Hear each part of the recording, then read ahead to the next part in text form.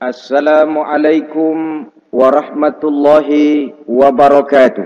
Waalaikumsalam warahmatullahi wabarakatuh. Bismillahirrahmanirrahim. Alhamdulillahi rabbil alamin. Wassalatu wassalamu ala ashrafil anbiya'i wal mursalin, imamil muttaqin, sayyidil ghurril muhajjalin, sayyidina wa maulana Muhammadin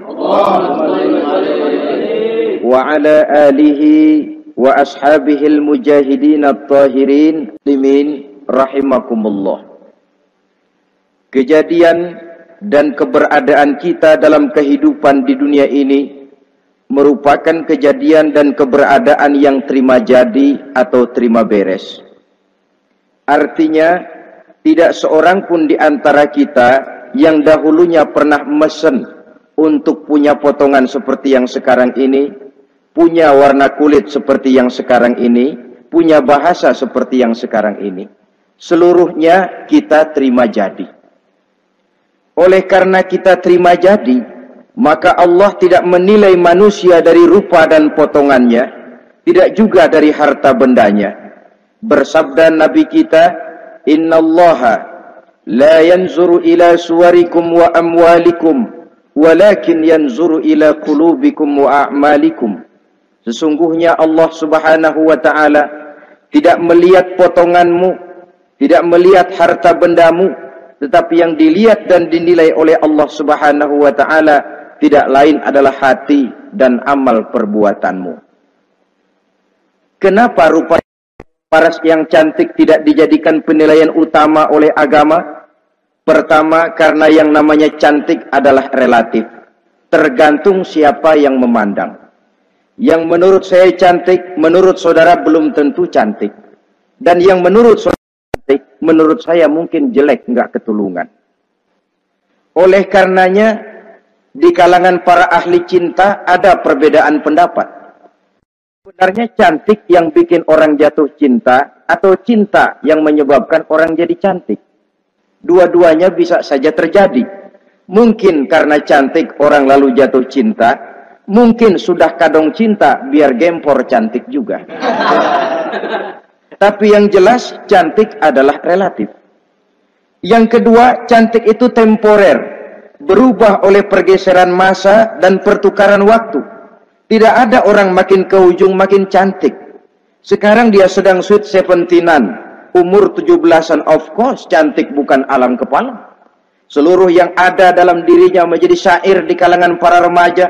Rambutnya katanya ikal berderai, pipinya bakpao dilayang, lalu janggutnya katanya macam lebah bergantung, alisnya macam semut beriring. Kalau dia senyum orang pada lemes. Itu sekarang 2, 30, 40 tahun yang akan datang, kalau dia senyum mungkin orang lari semua. Cantik itu temporer. Dan yang ketiga, di atas langit masih ada langit lagi. Di atas yang kita anggap cantik, rupanya masih ada yang lebih cantik lagi. Oleh karena itu, penilaian inti dari agama bukan soal potongan, bukan soal harta benda, tapi hati dan amal perbuatan. Alangkah lebih idealnya lagi kalau hati yang baik dan perbuatan yang baik berada pada rupa yang elok juga. Inilah yang dinamakan kecantikan zahir dan batin. Dan ini yang dimiliki oleh Nabi Allah Yusuf alaihi salam yang akan kita bicarakan pada pertemuan kita kali ini. Pantas kalau pada saat kita berdiri di muka cermin, disunahkan kita membaca doa seperti yang diajarkan Nabi, Allahumma kama hassanta khalqi fahassin khuluqi. Ya Allah, sebagaimana telah engkau baguskan rupaku, baguskan juga kiranya akhlak dan budi pekertiku. Supaya kecantikan zahir diiringi dengan kecantikan batin. So apa gunanya zahir yang cantik kalau batinnya berbahaya? Itu yang orang bilang, apa guna katanya berkain batik kalau tidak dengan kebaya? Apa guna berparas cantik kalau melulu bawa bahaya? Saudara-saudara yang saya hormati, Nabi Yusuf alaihi salam diberikan oleh Allah ketampanan zahir dan batin. Artinya, zahirnya beliau memang tampan, batinnya pun memang beliau adalah baik. Dan inilah kebaikan yang berlipat ganda. Kadang-kadang ada orang yang tampangnya sederhana saja, tapi batinnya baik. Itu lebih baik ketimbang yang zahir dan penampilannya baik, tapi batinnya rusak. Maka kebaikan yang dianugerahkan Allah dalam kehidupan ini sesungguhnya bukan untuk to show only.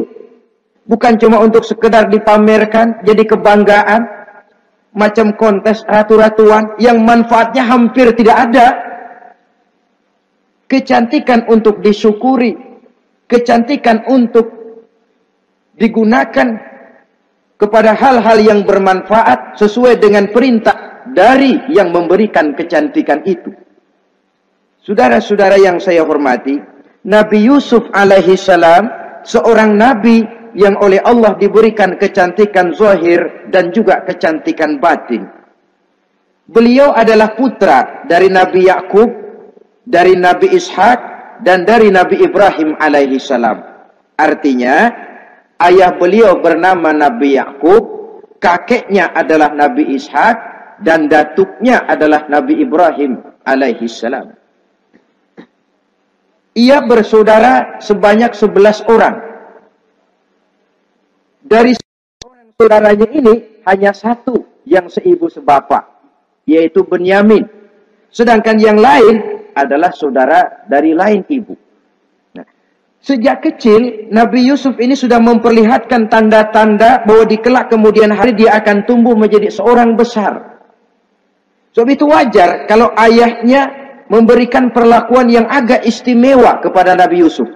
Dan ini tentu memancing sifat iri dari saudara-saudaranya yang lain. Apalagi pada satu malam Nabi Yusuf di kala remaja itu pernah mimpi. Mimpi ini beliau ceritakan kepada ayahnya. Kata beliau, "Ya abati, inni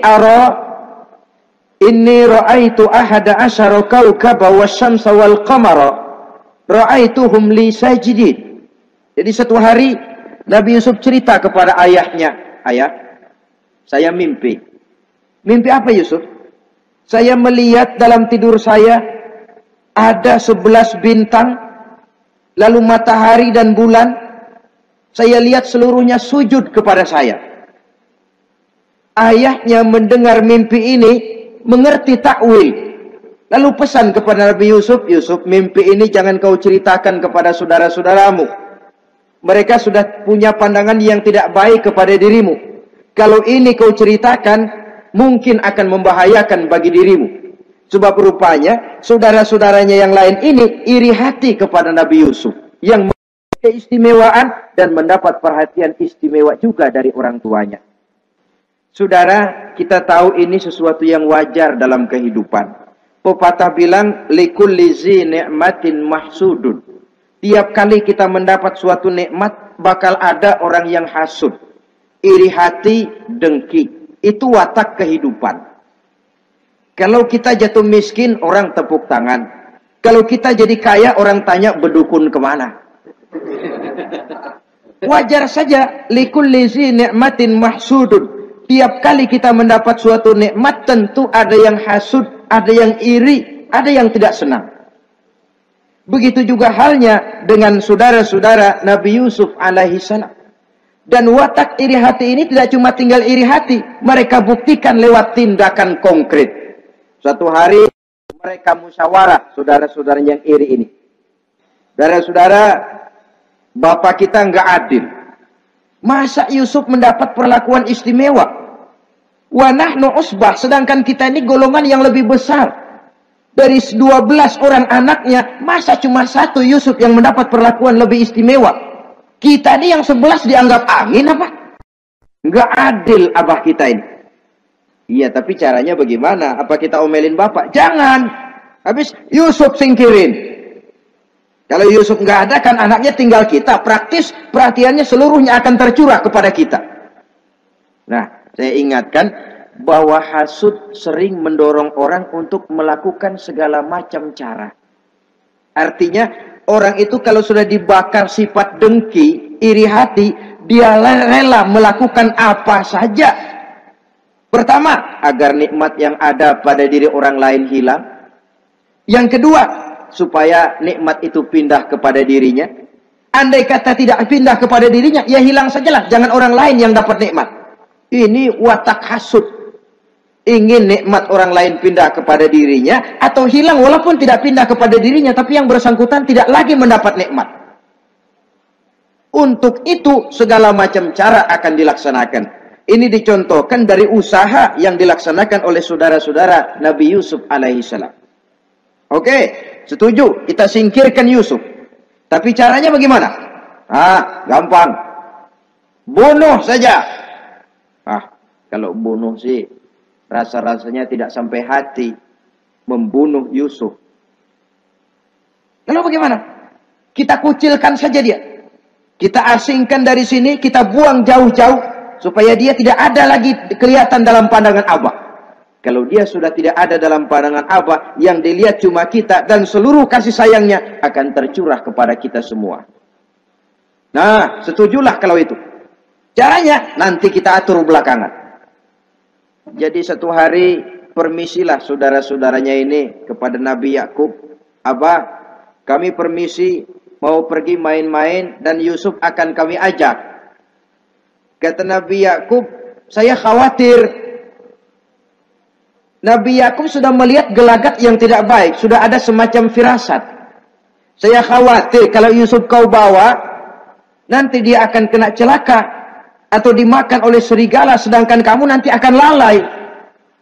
Kata anak-anak yang lain, percaya dah Pak, saya akan jaga.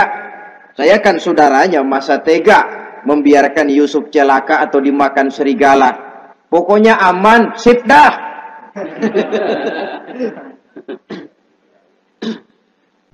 Akhirnya Nabi Yakub mengizinkan. Pergilah 12 bersaudara ini pergi bermain-main. Mula-mula berkejar-kejaran, Yusuf ikut main kejar-kejaran. Lantas buka baju, Yusuf ikut buka baju. Sampai ketika tiba di tepian sebuah sumur tua, rencana yang sudah disepakati itu dilaksanakan. Nabi Yusuf diangkat beramai-ramai, digotong, lalu dimasukkan, diceburkan ke dalam sumur mati itu.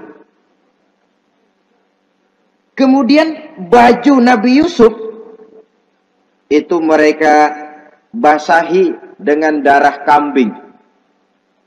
Setelah itu mereka pun pulang menemui Nabi Yakub alaihi salam dengan rasa sedih yang dibikin-bikin. Ini penyakit hasud. Jadi kalau orang hasud kepada kita, begitu kita mendapat kesulitan, dia datang dengan air mata buaya. Belagak sedih, belagak ikut berduka cita, padahal sih hatinya sorak. Padahal batinnya girang bukan main. Pak, saya ikut berduka cita, Pak, saya ikut sedih. Padahal hatinya biar mampus loh.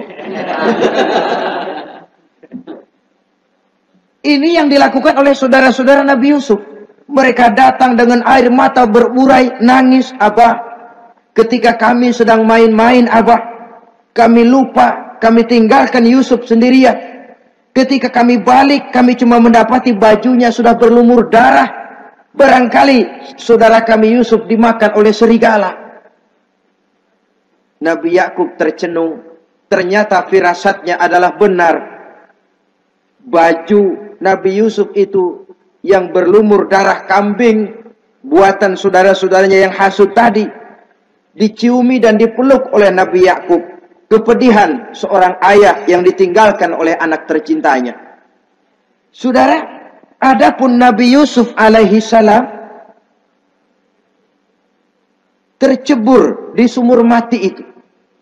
Sampai pada satu hari ada khalifah, ada kafilah niaga dari negeri Madian hendak menuju ke negeri Mesir, lewat di tempat itu. Ketika salah seorang mereka bernama Malik bin Dho'ar hendak mengambil air, timba diturunkan ke dalam sumur. Begitu diangkat, ini air kok berat amat.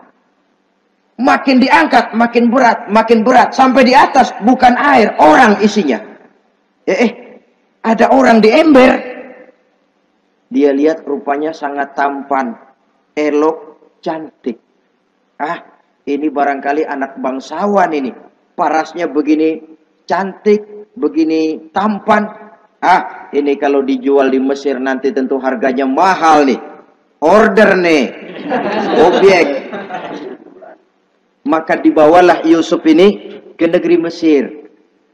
Setibanya di sana diperjualbelikan sebagai budak belian. Nah, nasib baik rupanya Yusuf ini ketika terjadi pelelangan dibeli oleh seorang pembesar istana, seorang menteri yang bernama Kitfir. Kitfir melihat, ini cantik anak remaja ini.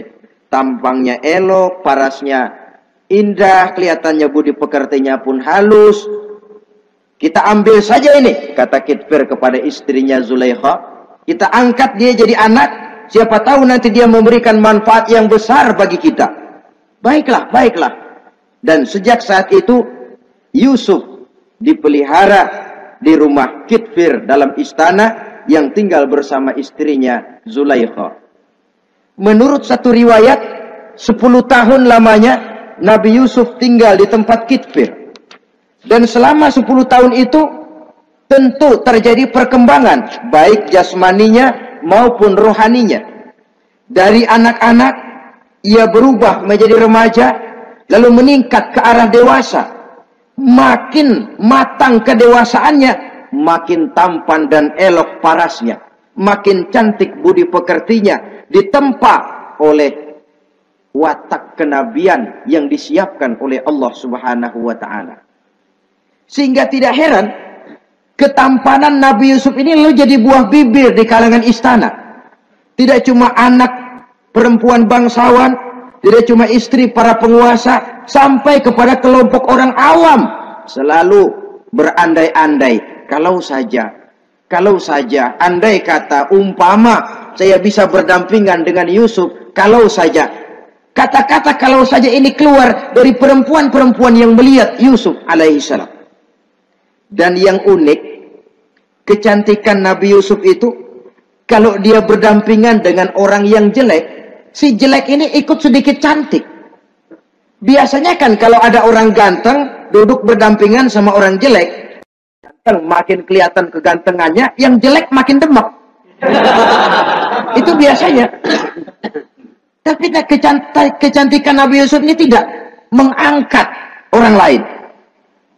Nah, rupanya yang tertarik kepada ketampanan Nabi Yusuf ini tidak cuma perempuan-perempuan lain, juga termasuk Siti Zulaikha, istri daripada Kitfir, yang merupakan ibu angkatnya.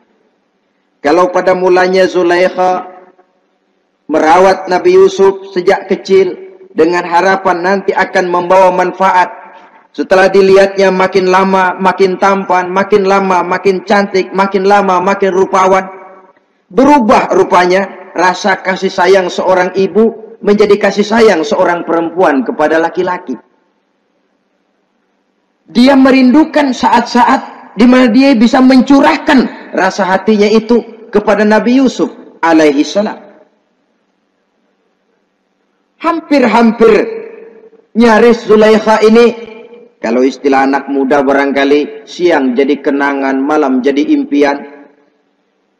Kemanapun dia pergi, bayangan Yusuf juga yang selalu menggodanya. Selalu ditunggunya saat-saat yang mungkin untuk dia bisa menyampaikan hasrat hatinya kepada Nabi Yusuf alaihi salam. Dan saat itu pun datang. Satu hari Kitfir harus menghadiri persidangan negara. Rumah besarnya lenggang, para pembantu kebetulan tidak seorang pun ada di dalam. Inilah saat yang ditunggu-tunggu oleh Zulaikha. Keluarlah ia dari kamarnya dengan pakaian yang tipis sewarna dengan warna kulitnya, sehingga pakaian dalamnya nyaris tembus. Dengan langkah yang diatur sedemikian rupa, memancing rangsangan, ia datang menghampiri Yusuf alaihi salam. Lalu dengan suara lemas memelas, ia pun memanggil Yusuf. Ada apa tuanku? Sini yang.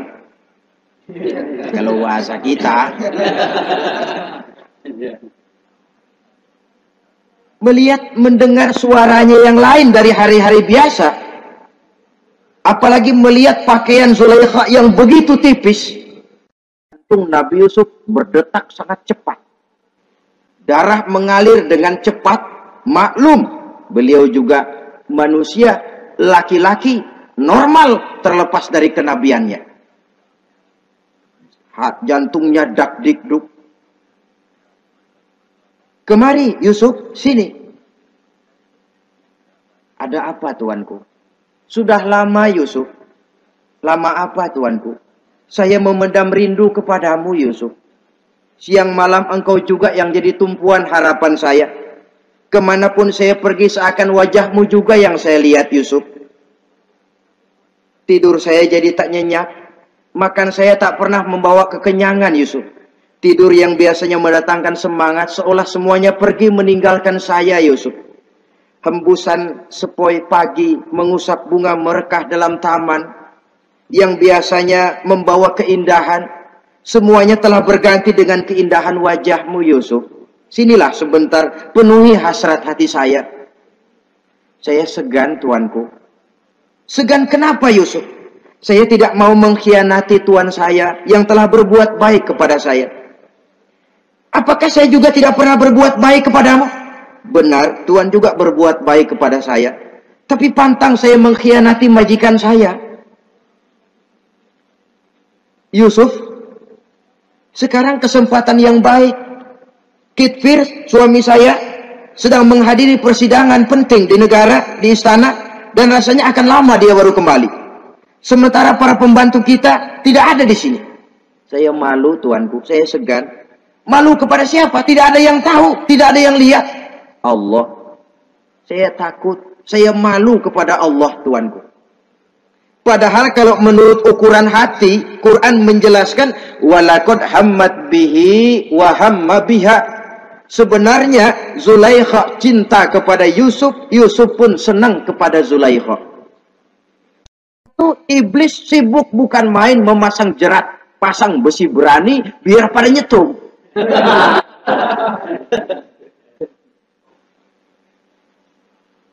Zulaikha senang Yusuf. Yusuf sebenarnya pun secara manusiawi menyenangi Zulaikha. Walaula an ra'a burhana rabbih. Tapi Yusuf ketika itu melihat larangan Allah, peringatan Allah. Seolah-olah dia lihat Allah mengatakan, Yusuf, ini letter S. Dilarang parkir di sini. Menurut satu riwayat, Nabi Yusuf melihat ayahnya, Nabi Yakub, melambai-lambaikan tangan menyetop. Seolah-olah melarang dia meneruskan langkahnya. Riwayat lain menjelaskan, seolah-olah Nabi Yusuf dibisiki oleh malaikat Jibril. Yusuf, kalau kamu kalah sekarang, kamu sama saja gajah kemasukan semut di kupingnya terus mati. Tapi kalau kamu menang, kamu adalah gajah yang tidak terkalahkan. Ada semut mati oleh, ada gajah mati oleh semut. Alangkah memalukan. Binatang yang begitu besar jatuh hanya oleh binatang yang begitu kecil. Artinya apa? Kau akan jadi orang besar Yusuf. Apakah harus gagal dan jatuh cuma karena bujuk rayu seorang perempuan macam ini? Satu riwayat menjelaskan semacam itu. Sehingga mantap Yusuf, maaf tuanku, saya malu kepada manusia, saya malu kepada majikan, tapi saya lebih malu lagi kepada Allah. Saat ini majikan tidak tahu, orang seorang pun tidak ada yang lihat, tapi Allah pasti lihat. Itu yang saya malu. Ah Yusuf, jangan sok kalem. Mumpung situasi mengizinkan, mubazir nih. Zulaikha pun berangkat pergi ke tempat pembaringan, ke tempat tidur. Lalu dengan pose yang merangsang, aduhai, melambai-lambaikan tangannya, hai talak, Yusuf sini, Yusuf kemari. Nabi Yusuf dipelihara oleh Allah. Ketika Nabi Yusuf tetap menampakkan keengganannya, Zulaikha jadi berang. Ya namanya istri pembesar ditolak oleh anak muda yang menurut penilaian dia nggak ada apa-apanya. Lu kan kecemplung di sumur, gua pungutin. Cuma sekedar segini aja nggak mau nurutin, kebangetan amat. Bukan Zulaikha kalau nggak nekat. Dia bangun dari pembaringannya, gemes, dia hampiri Yusuf. Kalau cara kita diunyeng Yusuf itu. Dipaksa Nabi Yusuf berlari ke arah pintu, ditarik bajunya dari belakang oleh Zulaikha, sobek belakang bajunya ini. Begitu baju sobek, pintu terbuka, Kitfir suami Zulaikha datang. Orang Arab bilang yumsak mablul, ketangkep basah. Ketangkep basah. Merah pada muka Zulaikha, sementara Kitfir pun matanya merah. Tapi Nabi Yusuf tenang-tenang saja. Ya wong nggak salah. Tenang-tenang saja Nabi Yusuf. Bukan tenang karena pengalaman, tenang karena memang tidak berbuat yang negatif. Kadang-kadang ada juga yang tenang tapi pengalaman. Oh, buaya itu. Kita ketahuan kepentok, ketangkep hansip, anteng aja. Itu bukan nggak salah, badak. Nabi Yusuf tenang karena memang tidak berbuat salah apapun. Nabi Yusuf tenang karena yakin dirinya benar. Sehingga mantap menghadapi kedatangan Kitfir yang sangat tiba-tiba itu. Adapun Zulaikha, ketika melihat suaminya berdiri di muka pintu, cepat-cepat dia berubah siasat. Inilah salah satu kelihayan makhluk bernama perempuan. Dia pandai bersalin rupa, dia pandai bermain minyak di atas air. Melihat suaminya datang, roman mukanya pun menjadi sedih, air mata berurai membasahi pipi. Papa, katanya. Apa balasan bagi orang yang mau menistakan istri papa? Maksudmu apa, Zulaikha? Yusuf gile. Dia mencari kesempatan dalam kesempitan. Dia mau menodai kehormatan saya. Dia hendak memperkosa saya. Kata Nabi Yusuf, bukan saya, Tuan. Saya enggak. Yang benar Yusuf, enggak. Zulaikha yang memaksa saya. Betul Zulaikha, tidak. Yusuf yang memaksa saya. Sampai akhirnya salah seorang dari isi rumah itu memberikan jalan keluar. Tuan Kitfir, begini saja. Sulit memang untuk dilacak kebenarannya. Cuma periksa saja baju Yusuf. Kalau bajunya sobek di belakang, Yusuf benar, Zulaikha salah. Kalau baju Yusuf sobeknya di depan, Zulaikha yang benar, Yusuf yang salah. Nah, apa artinya itu? Kalau bajunya sobek di belakang kan artinya Yusuf kabur, ditarik dari belakang. Tapi kalau bajunya sobek di depan, itu artinya Zulaikha nyakar-nyakarin baju Yusuf dari depan. Lihat saja, pokoknya kalau bajunya sobek di belakang, Yusuf benar, Zulaikha salah. Kalau baju Yusuf sobek di depan, Yusuf salah, Zulaikha benar. Ketika diperiksa, dicek bajunya, betul sobek di belakang. Artinya Yusuf benar, Zulaikha yang salah. Kata Kitfir, Zulaikha, jelas sudah bagaimana kejadian yang sebenarnya.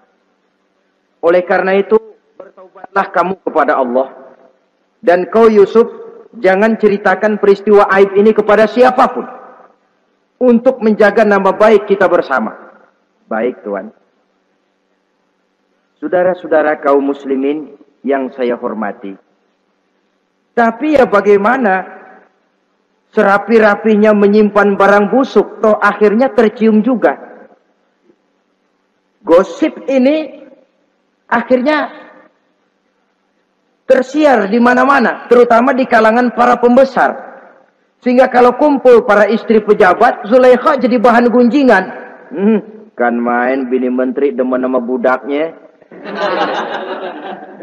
Nggak salah apa tuh? Jadi bahan ejekan. Ya sebab tentu ukuran mereka yang belum pernah ngelihat Yusuf, kalau duren ketemu duren dong. Masa duren ketemu ketimun ya bonyok. Artinya nggak seimbang. Masa istri bangsawan tergila-gila sama anak angkatnya, sama budak beliannya, nggak masuk rasio itu. Zulaikha dengar berita macam itu. Sampai dalam hatinya, pantas saja kamu ngenyek saya, kamu meremehkan saya, karena kamu belum pernah lihat potongan Yusuf bagaimana. Akhirnya dalam hati Siti Zulaikha ini timbul semacam dendam. Suatu saat gua kerjain loh. Caranya gimana?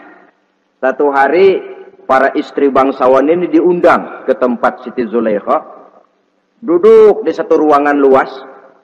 Setelah duduk dihidangkan makanan. Makanannya aneh. Cuma buah sama pisau. Ketika buah dan pisau sudah siap, satu orang satu. Ketika mereka sedang mengupas itu, Zulaikha berkata kepada Nabi Yusuf, Yusuf, kau jalan dari sini ke sana, melintas.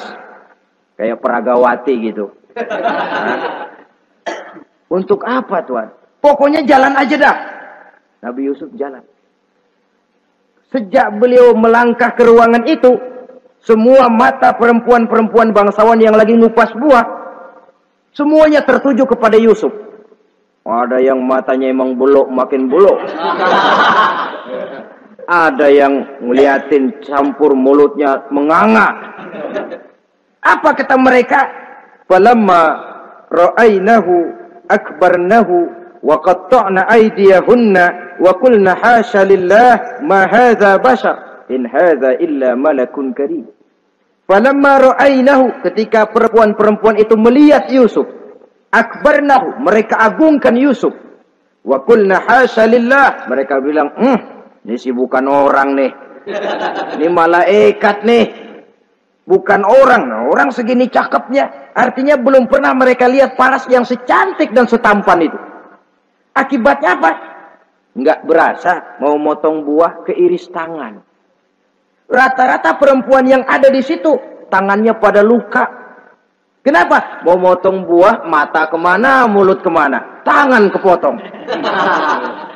Melihat itu semua, Zulaikha puas. Nah, kamu baru melihat sekejap. Bagaimana saya yang siang malam melihat Yusuf? Bagaimana saya yang tiap saat hidup bersamanya? Bagaimana saya nggak merindukan dia? Ente yang baru pernah ngelihat sekelebatan udah motong tangan. Saya yang tiap hari sama-sama dia nggak celeng juga udah pantas. Saudara-saudara kaum muslimin yang saya hormati. Akhirnya untuk menjaga nama baik keseluruhannya, Nabi Yusuf pun mengalah. Karena berita ini sudah tersiar, Yusuf dipojokkan. Tidak cuma sekedar dipojokkan, beliau dimasukkan ke dalam penjara. Tapi apa kata beliau? Rabbi sijnu ahabbu ilayya mimma yad'unani ilai. Ya Allah, kalau memang karena resiko penolakan saya terhadap ajakan Zulaikha menyebabkan saya harus masuk penjara, penjara lebih saya sukai, penjara lebih saya cintai ketimbang ikut kemauan Zulaikha. Saudara-saudara, kadang-kadang kita berpikir, kalau kesempatan itu datang kepada kita, mampukah kita menjatuhkan pilihan seperti pilihan Nabi Yusuf ini? Lebih baik penjara ketimbang mengikuti bujuk rayu perempuan untuk melakukan perbuatan yang menyeleweng ini.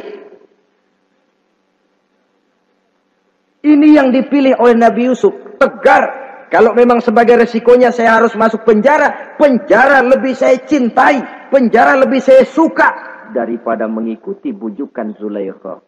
Teguh karena suatu prinsip. Bukankah dalam perjuangan menegakkan akidah, kadang kita mendapat piala, tapi tak jarang kita berhadapan dengan penjara. Kadang kita disanjung, kadang kita dicaci. Itu romantika perjalanan dari yang namanya perjuangan. Tapi pilihan harus ada. ketimbang ikut bujuk rayu perempuan yang mengajak melakukan perbuatan serong, penjara lebih saya cintai. Sudah pada saat hendak diajak tidak ada yang melihat, beliau menolak. Akibat penolakannya pun masuk penjara, tapi penjara lebih menyenangkan hatinya ketimbang hidup merdeka tapi jiwa terpenjara. Inilah Nabi Yusuf barangkali. Biar badan masuk penjara asal jiwa merdeka. Kita sekarang sebaliknya. Jiwa terpenjara tidak jadi soal asal badan merdeka. Maka jiwa kita sering dijajah. Entah dijajah harta, entah dijajah pangkat dan jabatan, entah dijajah iblis. Jiwa kita yang terpenjara. Sementara badan kita merdeka. Nabi Yusuf tidak. Biarlah badan di penjara, asal jiwa merdeka untuk menegakkan sesuatu yang hak. Saudara-saudara yang saya hormati. Adapun di dalam penjara itu, Nabi Yusuf satu sel dengan 2 orang bekas pelayan istana yang dituduh menaruh racun ke dalam hidangan yang hendak disajikan kepada raja. Yang satu tukang ngatur minuman, yang satu tukang ngatur makanan untuk raja.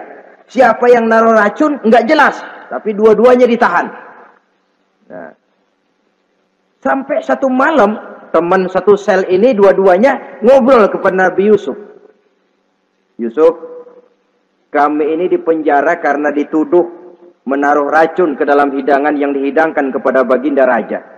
Siapa yang salah, kami sendiri tidak tahu. Saya enggak ngerasa naruh racun, kata yang tukang ngatur minum. Saya juga enggak, kata yang tukang ngatur makan. Sampai satu malam, mimpi. Mimpi itu diceritakan kepada Nabi Yusuf. Kata yang tukang ngatur minuman, Yusuf, saya mimpi. Saya memeras anggur, lalu menghidangkannya kepada baginda raja. Apa arti mimpi saya?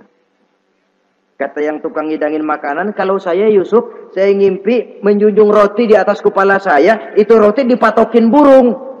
Apa arti mimpi saya? Saudara-saudara, Nabi Yusuf tersenyum.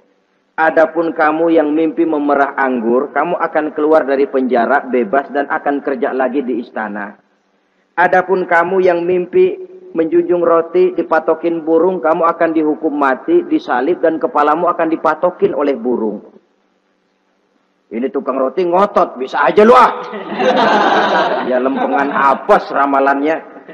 Ya bukan soal bisa nggak bisa, lihat aja kenyataannya. Cuma kepada kamu yang tukang ngatur minuman, saya pesan kalau nanti kamu bebas kembali di istana raja, tolong ceritakan ihwal saya kepada baginda raja ini.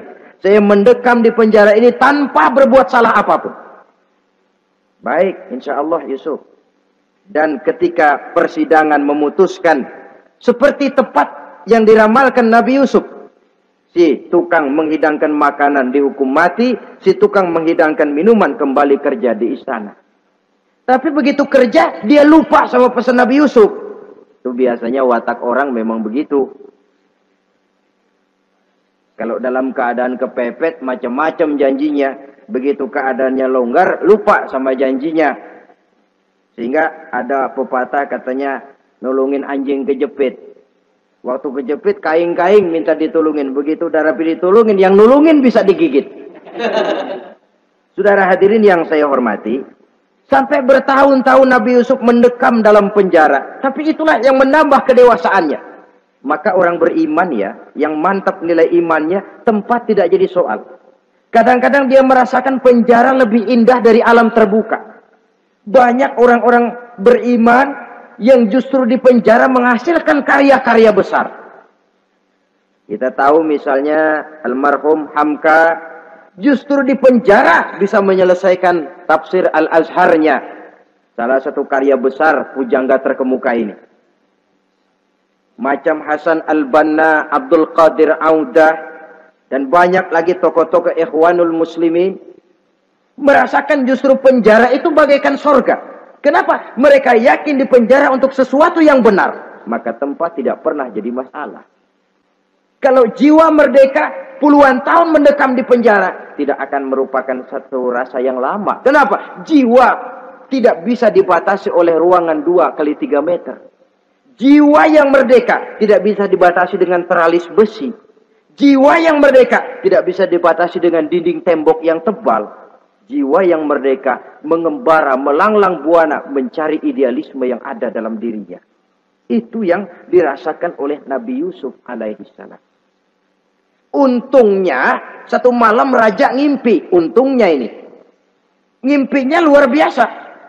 Ada 7 ekor lembu gemuk-gemuk. Makanin 7 ekor lembu yang kurus-kurus. Lalu ada 7 batang gandum yang isinya gemuk-gemuk. Ada 7 batang gandum yang sudah layu-layu. Nah, pagi-pagi ini seluruh dukun-dukun istana dikumpulin. Para ahli nujum apel menghadap baginda raja. Nujum, dukun, ada apa Tuan Raja? Tadi malam saya ngimpi.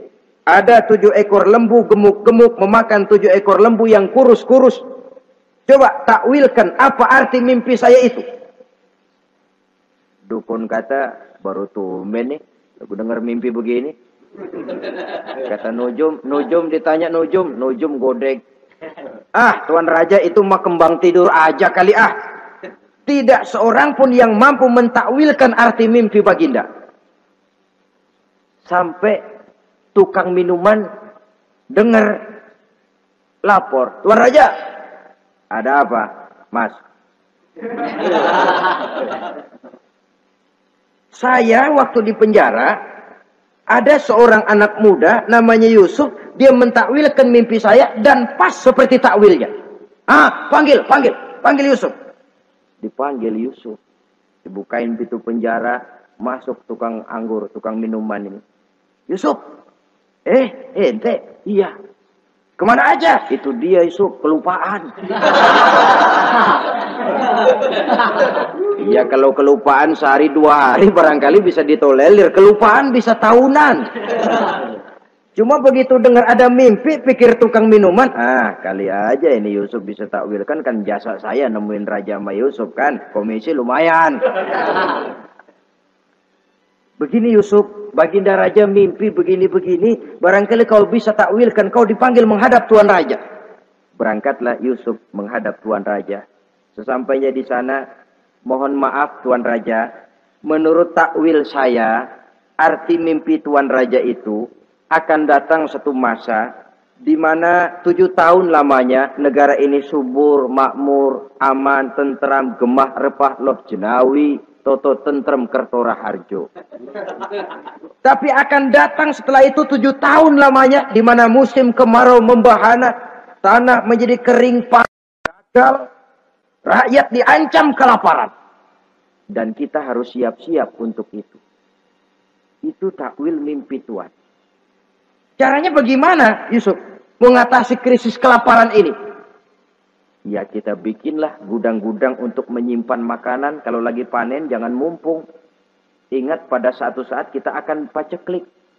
Sehingga kata orang-orang tua dulu, kalau lagi sehat, ingat dong bakalan sakit. Kalau lagi kaya, ingat dong bakalan miskin. Semuanya itu milik daripada kehidupan. Tidak ada orang yang ketawa terus dalam hidup. Tidak ada orang yang nangis terus. Semuanya silih berganti, datang pergi, patah tumbuh, hilang berganti. Dunia hari ini bikin kita ketawa, besok dia buat kita menangis. Hari ini dibuatnya kita senyum, besok dibuatnya kita berurai air mata. Hari ini dijadikannya kita kaya, besok dijadikannya kita kere. Pantas kalau orang bilang, wamal hayatud dunya, Allah mengatakan wamal hayatud dunya illa lahun wala'ib. Hidup dunia ini cuma sandiwara. Tiap kita sekarang sedang memegang peranan. Ketika memegang peranan, ya jadi orang kaya peranan, jadi kiai peranan, jadi jenderal peranan. Sama saja dengan wayang golek. Gatot Kaca yang bertulang kawat berotot baja, punya ajian beraja musti, gagah perkasa, bisa terbang di angkasa. Hebat perkasa Gatot Kaca. Kapan? Waktu dipegang dalang. Betul apa benar? Gagahnya Gatot Kaca, sakti mandragunanya sang Gatot Kaca. Kapan itu? Waktu dipegang dalang. Begitu peranannya selesai, sama dalang dimasukin ke kotak, diam aja Gatot Kaca. Terbang kek enggak, diam aja. Begitulah kehidupan ini. Gagah kita menyandang bintang 4 di pundak. Gagah kita membawa harta yang banyak. Gagah kita membawa jabatan ini dan itu. Waktu oleh sang sutradara dimasukkan ke dalam lubang yang luasnya tidak lebih 1 kali 2 meter. Nggak bekutik. Nggak ada yang lawan. Jenderal yang berbintang 4 dilonjorin, dia yang lihat anteng aja. Habis peranan sudah sampai di situ. Itu wajar. Kata Nabi Yusuf, kalau lagi panen, ingat pada suatu saat kita akan paceklik. Jangan giliran panen besar. Di daerah-daerah kita lihat, sudah panen pesta pora. Bukan bersyukur kepada Allah. Tapi kegembiraan itu diwujudkan dalam bentuk lain. Tontonan yang membuat lupa diri, bermabuk-mabukan. Sehingga kadang-kadang kalau di daerah itu katanya kalau musim panen, musim kawin. Musim paceklik, musim cerai. Saudara-saudara kaum muslimin yang saya hormati. Karena itu, dalam satu hadis Nabi ingatkan, ta'arraf ilallah firraha ya'rifka fisyiddah. Ingatlah kepada Allah di waktu kamu senang, supaya Allah ingat kepadamu waktu kamu susah. Kalau waktu senang kita lupa kepada Allah, ya wajar. Kalau waktu susah, Allah juga lupain kita. Dalam terjemahannya dengan kehidupan beragama, وَمَنْ أَعْرَضَ عَنْ ذِكْرِي فَإِنَّ لَهُ مَعِيشَةً ضَنْكَ وَنَحْشُرُهُ يَوْمَ الْقِيَامَةِ أَعْمَى. Siapa yang berpaling daripada peringatanku, kata Allah, aku akan berikan dia penghidupan dan kehidupan yang sempit. Sempit itu apa lalu tidak punya duit? Punya duit. Apa tidak punya harta? Banyak harta. Tapi banyaknya harta, tumpukan duit tidak membuat hatinya makin luas. Tidak membuat hidupnya makin lapang. Sempit, sempit, dan sempit. Itu azab. Yang paling celaka, wa nahsyuruhu yaumal qiyamati a'ma. Di akhirat kami kumpulkan dia bersama orang-orang buta. Allahu Akbar. Di padang mahsyar, dikala orang sibuk, pusing dengan urusan masing-masing, buta lagi. Yang nggak buta aja pusing. Mereka teriak-teriak, qala rabbi lima hasyartani a'ma wa qad kuntu basira. Ya Allah, kenapa kami buta padahal waktu di dunia kami melihat? Allah jawabnya enak aja. Kadzalika atatka ayatuna fanasitaha wa kadzalika al-yauma tunsa. Rasain dulu. Dulu waktu di dunia datang peringatanku pada belaga pilon, kamu lupakan. Sekarang juga pantas kamu dilupakan. Waktu susah kamu lupa, waktu senang kamu lupa Allah. Waktu susah juga pantas kamu dilupakan Allah. Waktu di dunia kau berpaling dari peringatan Allah. Kalau sekarang Allah berpaling kepadamu juga adil. Walaupun kalau Allah mau tidak berpaling juga adil. Sebab Allah itu mutlak. Tidak ada yang membatasi apa yang dimaui oleh Allah. Saudara-saudara kaum muslimin, itu pesan Nabi Yusuf. Bikin gudang yang besar, simpan bahan makanan untuk persediaan musim kemarau. Kalau begitu sekalian aja deh Yusuf. Sekalian bagaimana Tuan Raja? Kau saya angkat jadi menteri urusan makanan dan urusan kemakmuran. Tuan Raja, apa enggak terburu-buru? Kau bisa mentakwilkan mimpi saya, bahkan kau bisa mencari jalan keluar. Ini sudah sesuatu yang menguntungkan Yusuf. Mencari jalan keluar ini pemikiran yang menteri saya belum bisa berpikir kayak kamu. Sudah, kau pegang jabatan ini. Nabi Yusuf tidak minta, diberikan. Dan memang ada pesan, jangan memberikan jabatan kepada orang yang meminta. Tuh, kalau orang sudah minta tentu ada pamrih dan ada tendensi. Jangan memberikan jabatan kepada orang yang banyak ngeluarin duit untuk mencapai jabatan itu. Sebab apa? Kalau orang mendapat satu jabatan karena banyak ngeluarin duit, maka pekerjaan pertama yang akan dilakukan setelah mencapai jabatan itu ialah dia akan berpikir bagaimana caranya biar modal gua pulang. Orang jadi gubernur, jadi menteri karena banyak ngeluarin duit, belum dia sempat kerja buat kepentingan rakyatnya, dia lebih dulu akan berpikir bagaimana duit yang saya keluarin supaya pulang.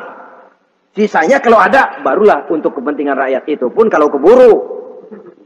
Saudara-saudara yang saya hormati, Nabi Yusuf tidak pernah minta jabatan. Raja memberikan jabatan itu. Dan tepat seperti takwil beliau, musim kemarau datang, rakyat dilanda kelaparan, lalu berbondong-bondong ke istana mencari bahan makanan. Yusuf langsung mendrop bahan makanan ini. Alhasil saudara-saudara, bahaya kelaparan ini sampai juga ke daerah tempat di mana Nabi Yakub tinggal. Lalu beliau utus anak-anaknya. Saya dengar di negeri Mesir ada seorang menteri muda yang tampan dan baik hati. Pergilah kau ke sana dan mintalah makanan darinya. Berangkatlah mereka ini. Saudara-saudara, Nabi Yusuf lihat, ini saudara-saudara saya ini yang dulu nyeburin saya ke sungai. Sekarang pada antri minta jatah makanan. Kalau kita lagi di atas lihat orang di bawah kan enak. Yang bawah kelagapan. Orang sedang berkuasa, namanya lagi berkuasa, ngomong apa juga benar. Orang kalau lagi berkuasa kentut bagus masih. Tapi kalau sudah jatuh, jangankan apalagi buang angin, batuk aja diomelin. Miskin batuk melulu lah. Di atas itu, posisi di atas gampang buat mob. Andai kata Nabi Yusuf waktu itu mau menteror, membalas saudara-saudaranya, kesempatan emas.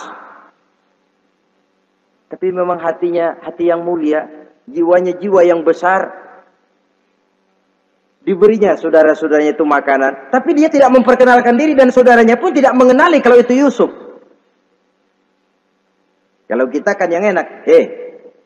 Ingat nggak dulu? Saya diceburin ke sumur. Sekarang gantian ya. Ayo baris lo, gue ceburin atu-atu.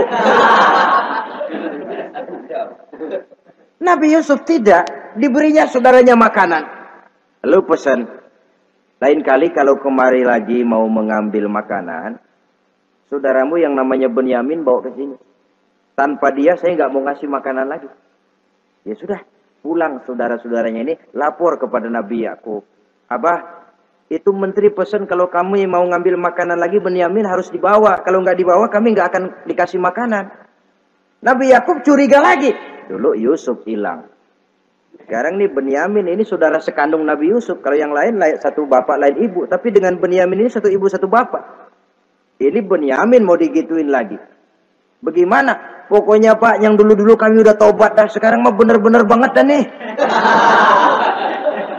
Biasanya sekali lancung ke ujian itu seumur hidup orang nggak percaya. Sampai akhirnya Benyamin pun dibawa ke sana. Saudara-saudara yang saya hormati, terjadilah pertemuan Yusuf dengan Benyamin dan akhirnya saudara-saudaranya ini dijelaskan siapa menteri itu sebenarnya, diminta menjemput Nabi Yakub. Bertemulah Nabi Yusuf dengan ayahnya Nabi Yakub alaihi salam. Adapun Kitfir sudah lama meninggal, Zulaikha pun sudah menjadi janda. Namun dalam jandanya dia tetap merindukan Yusuf siang dan malam. Didambakannya kapan saat pertemuan akan terjadi. Sampai ketika satu hari didengarnya Yusuf akan meninjau satu daerah, dia sudah diri paling depan. Ketika Yusuf lewat, dia nyindir dengan katanya, Maha suci Allah yang memuliakan orang yang takwa dan menghinakan orang yang berdosa. Merasa ada sindiran, Yusuf nengok. Zulaikha kan? Iya Yusuf. Kitfir bagaimana? Sudah meninggal. Lalu keperluanmu apa sekarang? Saya cuma memerlukan engkau Yusuf. Saudara-saudara, Nabi Yusuf akhirnya kawin dengan Zulaikha yang cantik, menawan. Dan rupanya setelah kawin itulah Nabi Yusuf baru tahu bahwa Kitfir ternyata tidak bisa berfungsi sebagai suami. Dengan kata lain, puluhan tahun Zulaikha kawin dengan Kitfir tetap perawan, utuh, awet. Rupanya Kitfir liwat terus dan numpang liwat, nggak pernah mampir. Dan sejak saat itu berbahagialah Nabi Yusuf dengan Siti Zulaikha. Kita ambil hikmah dari riwayat singkat ini. Pertama, kecantikan zohir lebih penting, kecantikan batin lebih penting dari kecantikan zohir. Alangkah lebih baik lagi kalau kecantikan zohir itu berpadu dengan kecantikan batin. Karena dalam pandangan Islam, Allah tidak menilai manusia dari rupa dan harta, tetapi dari hati dan amal perbuatan. Yang kedua, bahwa ujian dan cobaan yang diterima Nabi Yusuf tetapi dihadapi dengan ketabahan pada akhirnya menghasilkan kebahagiaan dunia dan kebahagiaan akhirat. Inilah saja pertemuan yang singkat ini, mudah-mudahan ada manfaatnya. Terima kasih atas segala perhatian, mohon maaf atas segala kekurangan. Wassalamualaikum warahmatullahi wabarakatuh. Waalaikumsalam.